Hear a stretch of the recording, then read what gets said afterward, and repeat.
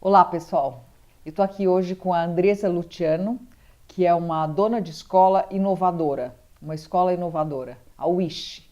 É uma escola que nasceu de uma forma muito inusitada, porque a Andressa tinha uma filha e procurava uma escola que desse uma educação diferente, mais atraente, que estimulasse mais a filha dela, e não encontrou nada muito ideal. Então se aventurou a criar uma escola do zero, isso há 9 anos atrás, e hoje vai contar um pouco para a gente sobre a Wish Bilingual School, que é uma escola que inclusive ganhou esse ano o prêmio EduMission, que é um prêmio internacional sobre as escolas mais inovadoras do mundo. Olá, Andressa. Tudo bem, Ana? Tudo, e Obrigada você? pelo convite. Tudo bem. Então, a gente sabe um pouquinho da história, que você viajou pelo mundo para pesquisar o que existia de mais inovador, em escolas que estavam fazendo uma educação diferente, né? Uhum. Porque já sabemos aqui no blog, nesse espaço, a gente fala muito sobre a necessidade de mudar a educação para que ela fique mais conectada com o mundo atual, para que ela seja mais interessante para as crianças. Uhum. E você fez essa rodada antes de formatar o Wish e começar o negócio. Quer contar um minuto sobre isso pra gente? Quais foram as suas inspirações? Bom, na verdade, então, acho que como você contou, a Wish nasceu de uma busca, né? Quando eu estava buscando escola para minha filha. E ela nasce ainda num formato bem tradicional. Uhum. E cresce muito rapidamente. Uhum. E apesar dela estar indo muito bem, tinha algum incômodo ali que eu não entendia muito bem o que era. Então, depois de uma primeira oportunidade aí de conhecer algumas escolas inovadoras, isso na Europa, num primeiro momento, eu voltei e, assim, entre outubro de 2012 e começo de 2013, a gente mudou vários dos processos e de lá para cá vem formatando o que hoje a gente chama de educação holística, né? Então, depois dessa primeira viagem para a Europa, eu segui visitando escolas no mundo inteiro, então Índia, América do Sul, no Brasil também acho que a gente tem já bastante exemplo, e sempre com esse olhar de buscar o que as escolas estavam fazendo de diferente. Então cada uma delas ali no seu viés, né? Umas mais com olhar para a sustentabilidade, outra com olhar para os processos, para uma avaliação diferente. E aí a gente foi vendo o que fazia sentido para o nosso contexto e para os desafios que a gente estava enfrentando, né, em São Paulo, no Tatuapé, com a realidade dos alunos que a gente tinha. Conta um pouco pra gente assim, o que é esse conceito seu de educação holística. Quais são os pilares mais importantes da educação holística que você faz? A gente começou primeiro a olhar para o que a escola mais apresenta, né, que é o que a gente chama de mente. Então, esses conteúdos, a avaliação, e entender que aquilo era importante, mas precisava ter um outro formato. E que para além daquilo tinha outras coisas que a gente estava deixando para lá, né, deixando passar. Então a gente entende que as crianças são formadas por 5 pilares. Então a mente, que é o que a maioria das escolas trabalha, o corpo, que conforme eles vão crescendo vai sendo deixado de lado, o espírito, que a gente entende como autoconhecimento, os outros, que são as relações, e o mundo, que é tudo mais que está acontecendo por aí para além do currículo tradicional. Então, são esses 5 eixos que todos os nossos projetos abordam e a formação de professores também aborda. Então, todo o trabalho que a gente realiza está formatado em cima desses 5 eixos. Então, como é que você monta um currículo para que ele possa ter esses 5 ingredientes? A gente propõe o que a gente chama de perguntas e provocações. Então, ambientações de espaço, um documentário, um livro, um jornal, uma notícia. Então, alguma coisa que a gente acha que vai estimular essas crianças, fazê-los ter perguntas e ficar curiosos. E a partir do momento que a gente nota que alguma dessas provocações chamou a atenção deles, a gente meio pega esse gancho e aí a gente fala que começa a crescer o mapa a partir daí. Né? Então, por exemplo, no começo do ano, a questão do grafite, das pichações e essa coisa toda que aconteceu em São Paulo, as crianças chegaram com esse tema muito forte. Então, esse foi o núcleo de um projeto que foi tomando um tamanho aí. Então, a gente faz primeiro o tema, num segundo momento esses 5 eixos. Então, por exemplo, em corpo, o que a gente podia trabalhar de corpo que tinha a ver com grafite? Então, eles tiveram oficinas de parkour. Depois do nosso mapa, os currículos, as demandas nacionais, né? Então agora a base curricular, como é que a gente consegue fazer com que o que eles têm que aprender esteja relacionado ao que eles querem aprender. Como é que você consegue relacionar, por exemplo, o que você conseguiu relacionar com o tema das pichações, do grafitismo e tudo isso, com conteúdo formal?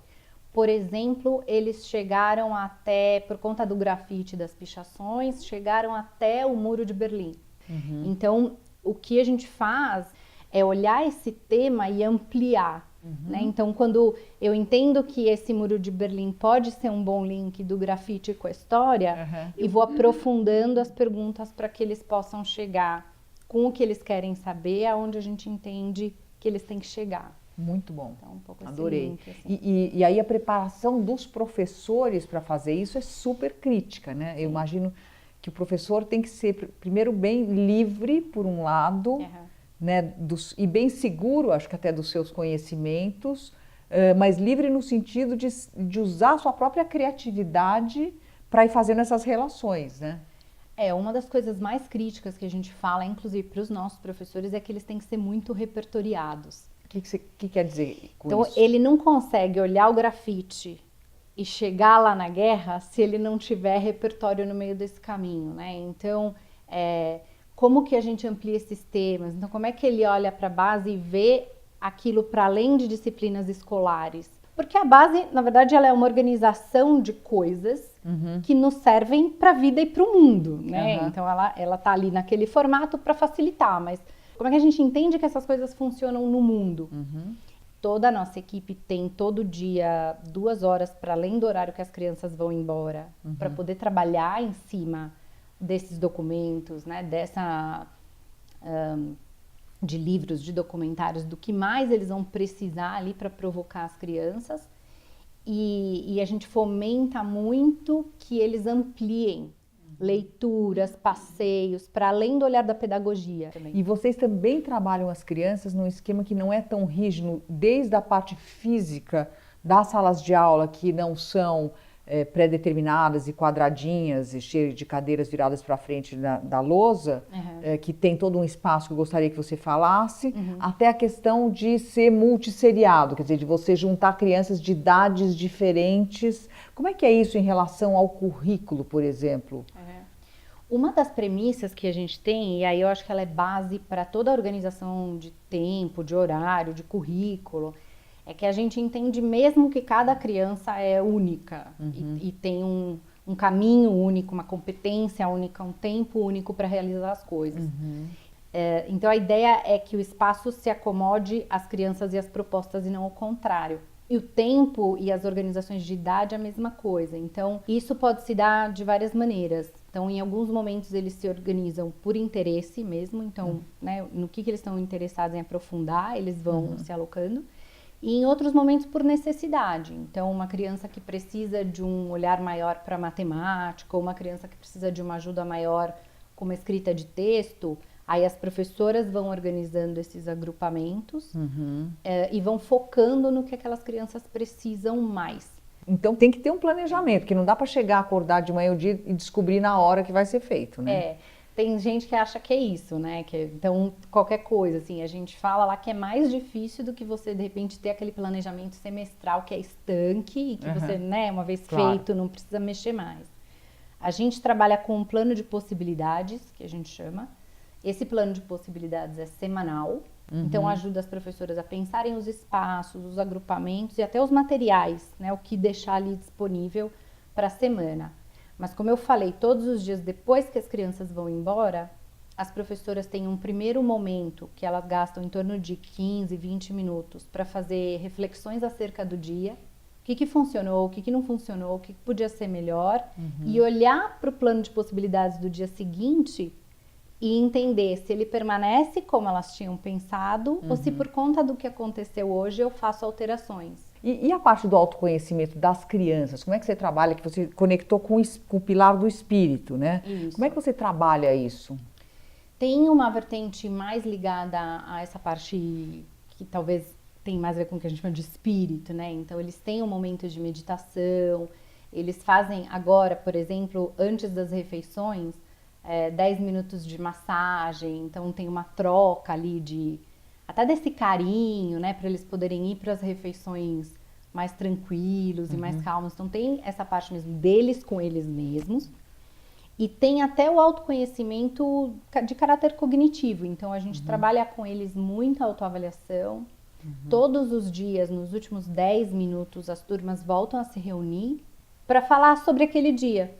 Então aquilo vai gerando um movimento neles de entender o que gosta mais, o que não gosta, né? Onde estão os limites ali da frustração, no que ele pode ajudar os colegas, no que ele precisa pedir ajuda. Uma reflexão mais também cognitiva sobre o processo de aprendizagem. Exatamente. E qual é a criança que você quer que saia da Wish? Eu acho que tem essa coisa de poder se conhecer, saber quem é, qual a sua potência, né? O que é aquilo que você pode dar de melhor para o mundo. E poder fazer escolhas conscientes com base nisso, acho que pra gente é a principal coisa, assim.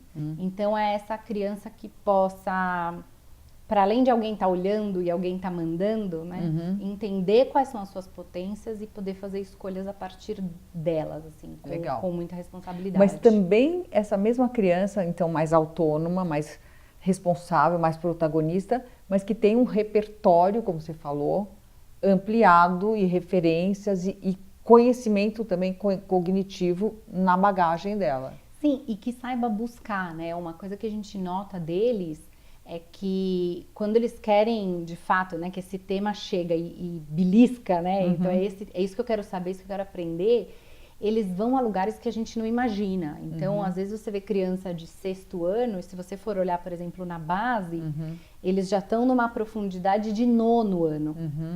Porque eles começam a pesquisar e querer saber mais. Então, nesse mundo que a gente não sabe o que vai ser, né? Eu acho que também isso é uma ferramenta. Porque eles vão buscar onde for. Que legal. E me conta, para terminar, qual é a tua maior dificuldade na Wish? Eu acho que é materializar, para quem não vive o dia a dia da Wish, o que a Wish pode fazer. Obrigada, Andressa. Imagina, que agradeço. Parabéns, boa sorte. Eu espero que a Wish cresça e se multiplique, porque a gente realmente precisa de escolas assim, pelo Brasil afora e quem sabe no mundo. Obrigada, Ana. Obrigada.